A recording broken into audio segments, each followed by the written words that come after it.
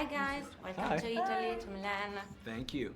So first of all, I ask you what you thought of the first time you read the script and you met Travis and Abby. What did you think about this couple? I was just so surprised when I read the script because I was expecting it to be just a romance, but it's so funny and there's so much action involved and it's still romantic and it's still sexy, but I was just so pleasantly surprised by the amount of comedy in the script, and I really thought it was a great depiction of two flawed people falling in love.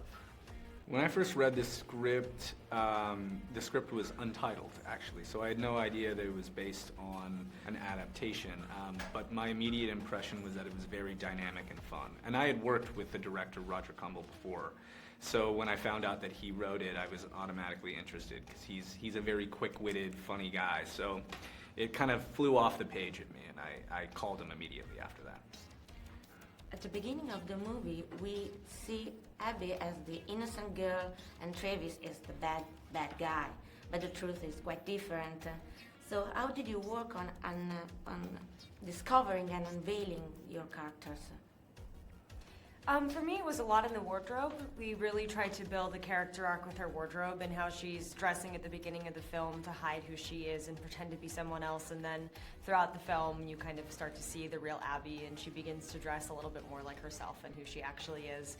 So that was a really fun piece of that character to build in. Yeah, I couldn't really do that since I don't really have a shirt on most of the movie.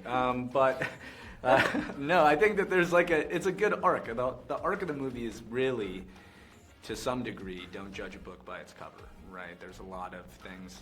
These characters are flawed, sure, but looking past their flaws is part of what's kind of important about the movie, and so, yeah, that's what I'd say. Probably the most unpredictable element, aspect of a movie like this one is the irony, from the ring to the bedroom. Mm-hmm. So how did you improvise in that scenes, and how much fun did you have? Yeah, no, it's a good question. Well, we definitely had a lot of fun. There's a lot of fun scenes, especially the Vegas scene when we're destroying the entire hotel room is very fun. That was a long day of work, but I think when you look back on it, those are the ones that really make a lasting impression.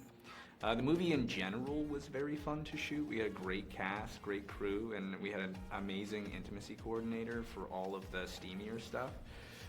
That helped us very much. So, what do you think?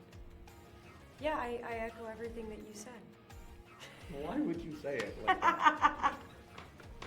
Because I forgot the question. I just caught you off guard, didn't I? I caught you I so forgot off the question, guard. and I was like, I don't know what to say. Just whatever he said is fine. Yeah, the way you look like a deer in headlights. Yes, I echo everything you said.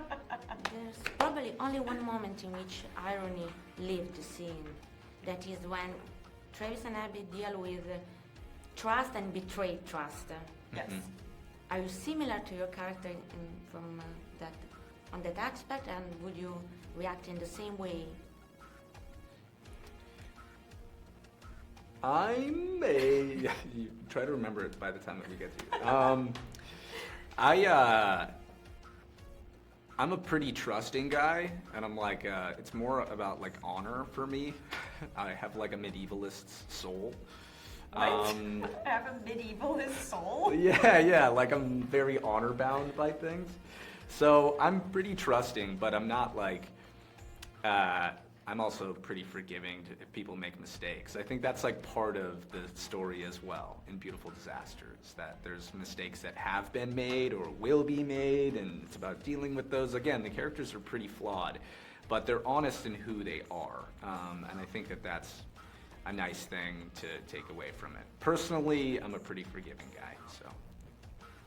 What about you? I think it's different for Abby. Abby has a dad that she can't trust, and someone that lied to her for the majority of her life, and she has so many trust issues going into this relationship that I think that's something that in my past I don't have when I go into something, so I find it quite easy to trust someone until they give me a reason not to. But I think Abby's a little bit more on the defensive about it and is always kind of on guard and looking for those things. So betrayal of trust, I think, is a bit more scarring for her than I would feel personally.